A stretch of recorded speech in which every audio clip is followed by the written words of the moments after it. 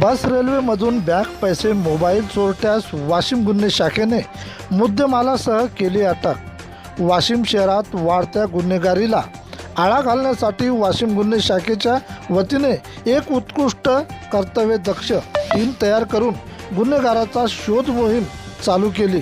त्यानुसार दिनांक 9 जानेवारी 2026 रोजी पिंपळसेंडा तालुका मालेगाव येथील फिर्यादी रामदास तुकाराम सर्जेराव यांच्या खिशातील रोख रक्कम 26,600 रुपये चोरून नेल्यावरून वाशिम शहर पोलीस स्टेशनला तशी फिर्याद दिल्याने अज्ञात चोरट्याविरुद्ध विविध कलमान्वये गुन्हा दाखल करून स्थानिक गुन्हे शाखेचे पोलीस निरीक्षक प्रदीप परदेशी यांनी घटनास्थळाचा आजूबाजूचे CCTV कॅमेरे चेक करून चोरट्याचा शोध घेणे चालू होते।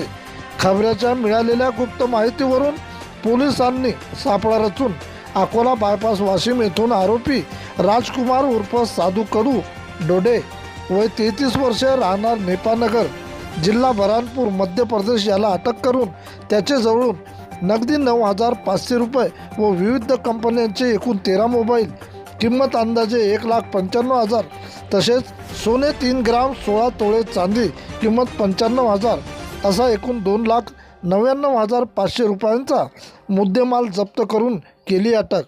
आरोपीने वाशिम नांदेड भुसावळ येथे चोरी केल्याची सुद्धा कबुली दिली। त्याला वाशिम शहर पोलिसांच्या ताब्यात देण्यात आले। सदर कारवाई जिल्हा पोलीस अधीक्षक अनुज तारे यांच्या मार्गदर्शनात अप्पर पोलीस अधीक्षिका लता फड मॅडम तथा उपविभागीय पोलीस अधिकारी नवदीप अग्रवाल, पोलीस निरीक्षक प्रदीप परदेशी चोरट्यांचा लावला छडा। प्रतिनिधी बाळासाहेब ढाले।